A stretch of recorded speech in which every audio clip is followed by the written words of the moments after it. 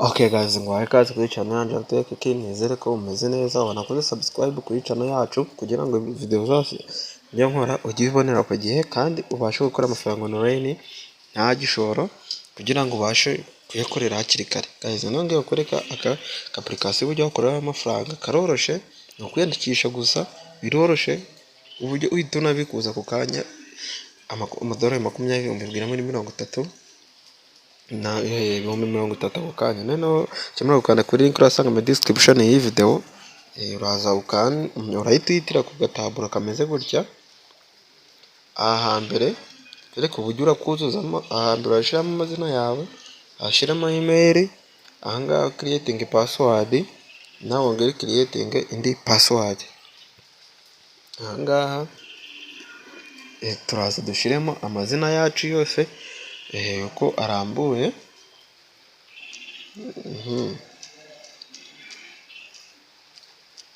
Teke niyo mazina yanjye nk'uko mubizi. Dushyiremo na email, ngira ngo urabona yuko amaze kugeramo password. Ndakiriyetinga, ntushaka ushyiramo nimero zawe za telefone, nawe wongere uyisubiremo upfa kubigeze mu mibare 8, hanyuma uze ukande aha kuri create account. Kimara gukanda kuri create account, urahita ugira muri account yawe, uragira ahantu hameze haca. Kubera ko ngiye mfite account, ndahitira ahantu hameze gutya. Ndagira ahantu hameze gutya, ngira ngo urabona ngewe ni aya ngaya amaze gukoreramo. Ni aya ngaya, aya ngaya amadolari 7, kandi nayifunguye ejo bitewe n'ibintu byinshi mba ndi gukora, kiba nabikoze nkarara mbikuje. Arakubwira ngo urabona yuko udutasi kugenda ukora ni utu ngutu. Uramanuka hepfo kuri Elana, buri kibazo ugakorera aya ngaya agiye angana gutyo, ni ukwapulodinga udufoto no kugira gute, ubundi bigahita dufunguka. Ukanakora n'ama ads ya buri munsi, ugakora na kuri ads ahangaha, nawe urahakora. Nawe iyo umaze kuhakora ibintu bigenda neza cyane, kandi nawe ndakwereka ukuntu utwo du ads wahadukora amafaranga yawe akiyongera. Okay, rero sasa nkwereka uburyo noneho watangira ugakora amafaranga. Uraza uzamuke hano hejuru, ahangaha kuri Elana, ndahaza amazamuke nkwereke noneho uburyo ahangaha kuri Elana wahakorera uduceri.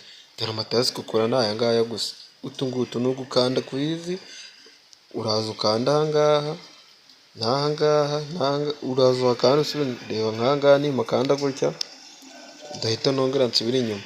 Ibyo gusa ngira ngo urabona tazi kemise nyirangiza. Gukanda ukahita wongera ugasubira inyuma, aba bari kwamamaza, ariko wowe ujye urahita wisubira inyuma, ukande rimwe back inyuma, amafaranga yazaje ahita yiyongera. Ngira ngo urabona hano hari 2 n'ibice bingahe, ariko ngira ngo urabona yuko yiyongeye. N'aha 2 nawe ndabigenza atyo, nongere nigarukire. Ngira ngo urabona yuko task nawe mbese nyirangiza. N'aha 3 ndiko ndabigenza, nongere ngihite nisubira inyuma. Task yacu nayo mbe ndayirangije. Nangaha bari ko mbikora, task yacu mbe ndayirangije nayo. Nangaha bari ko mbikora, task yacu nayo mbe ndayirangije. Nuko nguko nta kundi. Ngira ngo urabona yuko amatask yose ndayarangije. Bise ntuzuza amadolari angahe? Amadolari 10. Bise ntuzuza, ndongera nsubira inyuma, nongere turebe ubundi buryo bwo gukorera amafaranga mo hano. Ngira ngo urabona yuko ahangaha ibyo bwambere ndabusoje. Ndaza amanuke ahangaha yo no kwa uploading ifoto iyo ariyo yose ubonye, iyo ushaka yose ukayaploadinga, ukayita ifoto imwe ni 0.5 by'amadolari. Ndaza amakande, ngira ngo urabona yuko ndaploadinga amafoto angahe, ni amafoto 5. Ndahita nzamuka hano nikandire hano, nkande kuri upload, cyo gukanda ku gifoto mbonye, aho negereze, ngire nsubira inyuma nka kwa kundi. Nzajya ifoto yacu imwe yagize ute yahageze. nongere makande,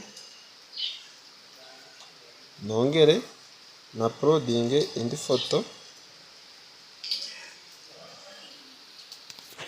nongere nsubire inyuma n'indi ya kabiri ibe yahageze. Nuko nguko mpaka ugeze ku mafoto angahe, 5 bakwemereye. Kimara kuzisoza ngira ngo urabona kuko bose batubwira yuko amafoto yacu y'uyu munsi yarangiye, ari ukugaruka ejo. Reka tujye kuri balance yacu turebe tumaze gukoreraho angahe. Nituza tukazamuka hano kuri balance yacu, ngira ngo urabona yuko tumaze gukorera amadolari 12. Ngira ngo urabibona neza yuko ariyo tumaze gukorera. Iyi feature nayo iri hafi gufungurwa. Iyi ngiyi ukumvira rock isinze iminsi 2. Ngira ngo nawe urabibona. None ubundi buryo ni ubwo gutumira. Ahangaha gutumira umuntu kukubita amadolari angahe, $1.5. Ngira ngo urumva yuko rwose ni igihe cyoroshe rwose gutumira abantu $1 bakagukubita hafi 600, 800 aho ngaho. Ni amafaranga menshi. Iyo ushaka gutumira uraza ugakopiya akanuza kahangaha, akaba ari gukora, ubundi ugakopiya. None iyo ugiye kubikura, abantu benshi niko bari kuyibaza, gusa video yawe ndaza kuyibakorera ukwako. Ahangaha kuri withdraw now niho uza ugakanda, gusa kubera ko nuzuza amafaranga yo kubikura ntabwo nabikura aka kanya. Urabona yuko bari kumbwira ndacyabara $7.40 kugira ngo mbikure. Ngira ngo urabona yuko nahangaha uri kubona ko ngeze kuri 12 kandi nzagera ku $20. Guys, niba video yanjye igufashije ugakomeza ugakora izi task, ukanasharinga abantu bakagukubita amafaranga menshi, ntugende udakoze subscribe kuri channel yacu. Ejo ndabereka uburyo wabikora amafaranga muri iyi website kugira ngo ubashe gukorera amafaranga online.